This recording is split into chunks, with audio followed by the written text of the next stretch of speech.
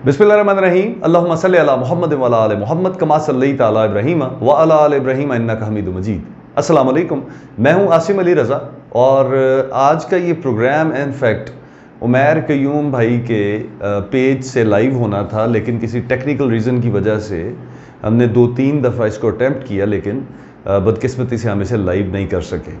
तो फिर as per commitment चूँकि इसको हमें दोस्तों तक पहुँचाना था, तो अब मैं इसे रिकॉर्डेड शेप में उमैर भाई को भी भिजवा रहा हूँ और मेरे मकान मैनेजर चैनल पे भी ये प्रोग्राम चल रहा होगा। तो ये प्रोग्राम था basically introduction to real estate.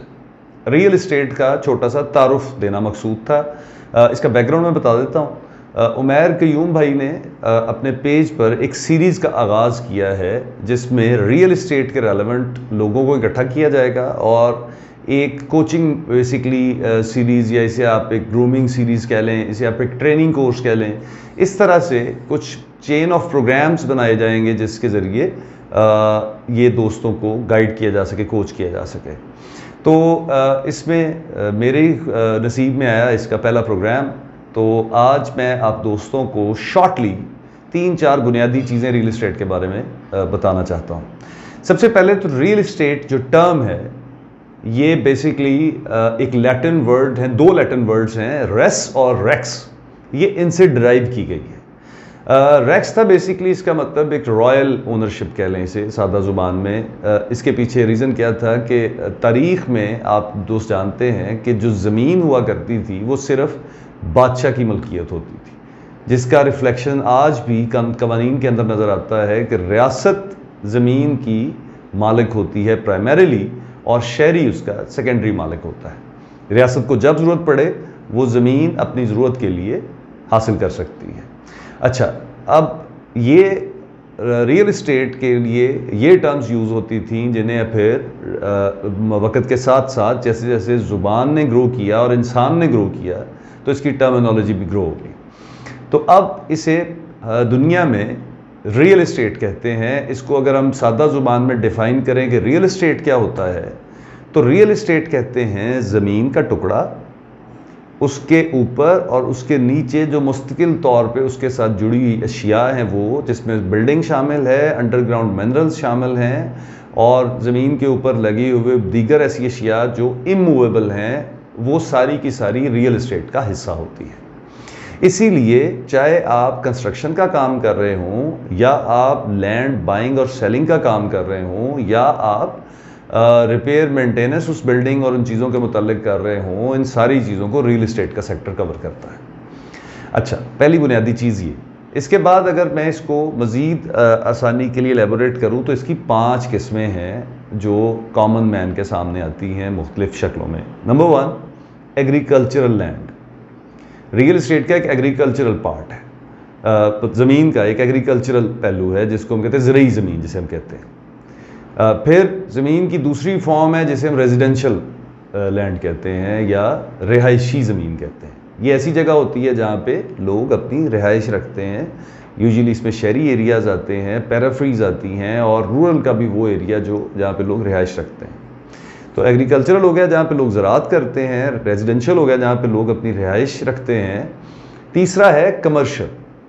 Commercial कहते हैं ऐसी ज़मीन जिसके ऊपर लोग तजारती एक्टिविटीज़ करते हैं, जैसे आप मॉल्स देखते हैं, जैसे आप शॉप्स देखते हैं, इसी तरह कुछ ऑफिसेज, अपार्टमेंट्स भी इवन, क्योंकि अपार्टमेंट्स है तो रहने की जगह, लेकिन चूंकि ये कमर्शियल पर्पसेस के लिए यूज़ होते हैं, हाई राइज बिल्डिंग्स में यूजुअली आप देखते हैं ये सारे का सारा कमर्शियल सेगमेंट के नीचे आता है। तो ये सारा कमर्शियल लैंड के पैराए में इसको गिना जाएगा। चौथा है इंडस्ट्रियल लैंड।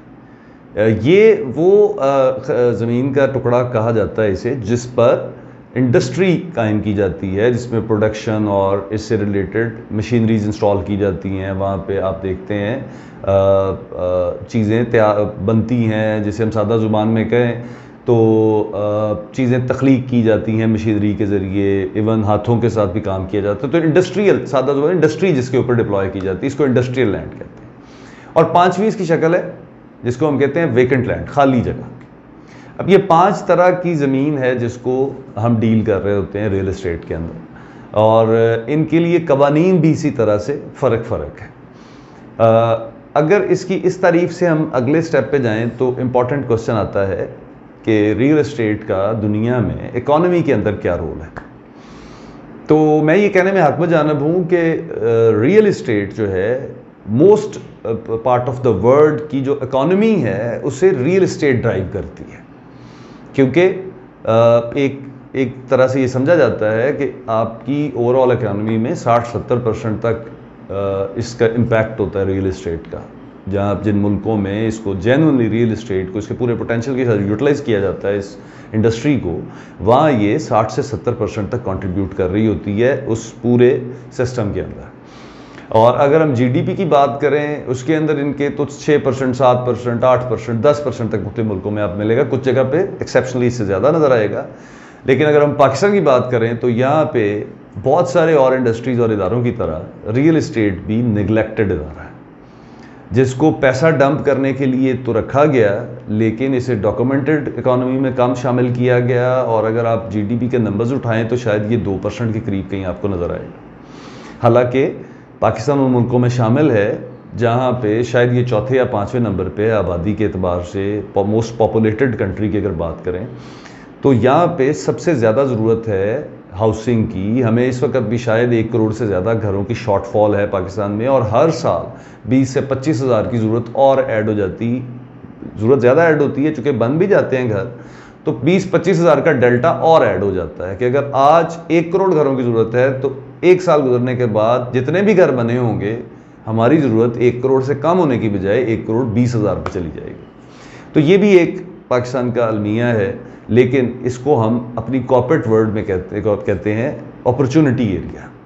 پاکستان میں real estate is the real opportunity area جہاں پہ بہت سارا کام ہونے والا ہے. اب موجودہ گورنمنٹ اس کو انڈسٹری بنا رہی ہے، انڈسٹری بنے گی مطلب اس کے اپنے قوانین بنیں گے، اس میں لوگوں کو پروٹیکشن دی جائے گی، انویسٹر کو پروٹیکٹ کیا جائے گا، لوگوں کے رائٹس کو بڑا مائنیوٹلی آبزرو کیا جاتا ہے. جب ایک انڈسٹری بن جاتا ہے ایک شعبہ تو اس کو دیکھا جائے گا. پھر جب یہ انڈسٹری بن جائے گی تو پھر آپ کے پاس فورن انویسٹمنٹس بھی اس کے اندر آئیں گی. تو اس کو آپ سوچ سکتے ہیں کہ کتنا بڑا مارجن ہے اس ریئل اسٹیٹ انڈسٹری کے اندر. اگر میں اس کو مزید تھوڑا اس کے پروز کونس کی بات کروں ریئل اسٹیٹ کے بیسکس، تو یہ اس میں ایک اور اپرچونٹی ایریا ہے کہ اس انڈسٹری کی کوئی آرگنائزڈ قسم کا لٹریچر، اسٹڈی، ایجوکیشن پاکستان میں نہیں ہے. دنیا میں یہ ایجوکیشن موجود ہے لیکن پاکستان میں ایسا کوئی پیٹنٹ چینل، کوئی ایسا سسٹم، کوئی ایسے ادارے نہیں موجود جہاں پہ آپ اگر سمجھتے ہیں کہ مجھے اپنے بچے کو ریئل اسٹیٹ انڈسٹری میں لانا ہے تو آپ کے پاس کوئی ایسی جگہ نہیں ہے جہاں سے آپ اسے پوری طرح سے گروم کر کے ہینڈز آن ایکسپیرینس دلوا کے اسے مارکیٹ میں لا سکیں. یہ سینہ گزٹ سے چلنے والی انڈسٹری ہے پاکستان میں. یہی وجہ ہے کہ پاکستان میں آپ میٹرو سٹیز میں دیکھیں، پہلے تو میٹرو سٹیز کی ایک منوپلی ہے پاکستان کے اندر ریئل اسٹیٹ میں، اور دین پھر اس کے اندر بھی 5-7 گروپ ہیں جو اسے چلا رہے ہیں. اچھا، اب نیچے اگر دیکھتے ہیں عام لوگ ریئل اسٹیٹ انڈسٹری کے اندر آتے ہیں تو ان کے پاس سب سے بڑا جو ایک رستہ ہے اندر آنے کا وہ ہے پراپرٹی ڈیلر بن جانا. مطلب آپ آج بھی اسے پراپرٹی ڈیلر کہتے ہیں. اگر اس میں مزید آسان کروں تو وہ یہ کہ ہم ریئل ٹرمینالوجی بھی فالو نہیں کر رہے. جو انٹرنیشنلی ریکگنائز ٹرم ہے وہ ہے real estate. This is not property. Property ایک بہت وائڈ سبجیکٹ ہے. پراپرٹی میں انٹلیکچوئل پراپرٹی بھی آتی ہے، ٹھیک ہے. پراپرٹی بعض اوقات I can be property of some, میں کسی کی پراپرٹی ہو سکتا ہوں، کوئی میری پراپرٹی ہو سکتا ہے، میرے خیالات میری پراپرٹی ہیں، میرے ڈیزائنز میری پراپرٹی ہے. تو اس زمین کا جو بزنس ہے، لینڈ کا جو بزنس ہے، بلڈنگز کا، کنسٹرکشن کا، یہ ریئل اسٹیٹ ہے انفیکٹ. تو ریئلٹرز ہیں جن کو ہم پراپرٹی ایجنٹس کہتے ہیں نا، یہ ریئلٹرز ہیں انفیکٹ. تو ریئلٹرز بننے کے لیے کوئی ایسا سورس نہیں موجود. تو یہ بھی ایک اپرچونٹی ایریا ہے جس میں ریئل اسٹیٹ کے اندر جو لیڈنگ کمپنیز ہیں لائک زمین.com ہے، گرانہ ہے، اعلان ہے، اور بہت سارے حبیب رفیق گروپ ہے، DHA، بیریہ بہت کام کر رہے ہیں اس میں. تو یہ بڑے ادارے سٹیپ ان کر کے اس کو ایک کسٹمائز ایجوکیشن فارم میں لا سکتے ہیں. اور میرا یہ کامسیٹ ساہیوال میں ہوتے ہیں ڈاکٹر صاحب جو ہیڈ کرتے ہیں مینجمنٹ سائنسز گروپ کو. میری ان سے بھی ڈسکشن ہوئی تھی. میں نے انہیں یہ پورا آئیڈیا دیا کہ اگر آپ چاہیں تو اس کا ایک سلیبس بنا کے اس میں لائرز کو انوالو کریں، ریئل اسٹیٹ کمپنیز کے پروفیشنلز کو لیں، اور ریئل اسٹیٹ ایجنٹس کو لیں, ان لوگوں کو ایک جگہ اکٹھا کر کے ان کے اوپر آپ کو محنت کرنی پڑے گی, بٹ کریکولم آپ بنا سکیں گے, اور پھر آن ورڈ یہ ایک بہت بڑا انیشیٹو ہوگا جو پاکستان کے اندر ریئل اسٹیٹ سیکٹر میں بڑا بینیفیشل ہوگا, کیونکہ نو ڈاؤٹ یہ گرو کر رہا ہے, چاہے اس میں سسٹمز موجود ہیں یا نہیں موجود, لیکن نقصان کیا ہو رہا ہے کہ جو اس سے بیسٹ آؤٹ کم لیا جا سکتا ہے وہ نہیں لیا جا رہا, جتنا اس سے روزگار جنریٹ ہو سکتا ہے وہ نہیں ہو پا رہا.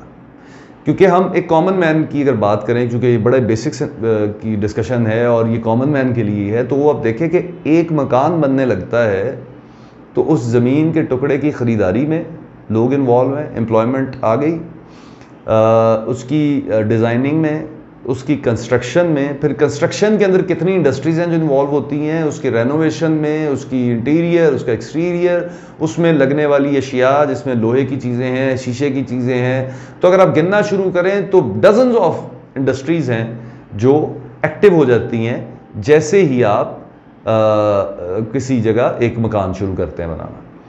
تو اگر آپ اسے ایز اے انڈسٹری پورے پاکستان کے اندر کنسٹرکشن کو اس طرح سے اور زمینوں کو اس طرح سے مینیج کر رہے ہوں گے تو کتنی امپلائمنٹ کریٹ ہوگی, کتنے لوگ ہیں جو لیبر ورک سے جسے ہم کہتے ہیں آفیشیل جابس جس میں نکلتی ہیں, سادہ زبان میں کہیں تو آپ ڈیزائن آرکیٹیکٹس کے جو آئیں گے امپلائمنٹس ہوں گی, جو اس کے اندر سپلائی چین کے لوگ ہوں گے, جو مٹیریل پرووائڈرز ہیں, جو مٹیریل پروڈکشن کے ساتھ جڑے ہوئے ہیں, تو ان سارے جگہوں پہ بہت زیادہ انگیجمنٹ ہوگی لوگوں کی. وہ جو سرکار کا ہمیشہ ایک مسئلہ رہتا ہے کہ اسے امپلائمنٹ کریٹ کرنی ہے, تو یہ ایک انڈسٹری ہے جس کو ایکٹیو کرنے سے بہت زیادہ امپلائمنٹ کریٹ ہو سکتی ہے. اچھا, اگر اب میں بات کروں کہ ورلڈ بینک کیا کہتا ہے, میں چھوٹی سی ایک اسٹڈی میری آنکھوں سے گزری تو میں جو اسے کمپریہینڈ کر پایا ہوں وہ یہ ہے کہ دنیا میں جو کسی بھی اکانومی کو ڈرائیو کرنے والے جو سورسز ہیں ان میں real estate is at the top of the list. جو سائز اس کا ہے, جو حجم اس کا ہے, اور جتنا بڑا کینوس ہے, تو real estate is one of the leading source to any economy in the world. G D Ps میں لوگوں کے 7-8-10% تک یہ جاتا ہے, بٹ پاکستان کے اندر یہ 2% کے کہیں آس پاس ہے.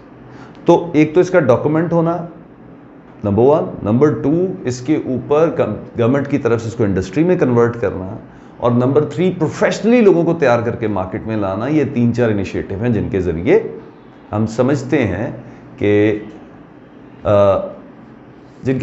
سمجھتے ہیں کہ یہ پورا آؤٹ پٹ پاکستان کے اندر اس انڈسٹری سے لیا جا سکتا ہے.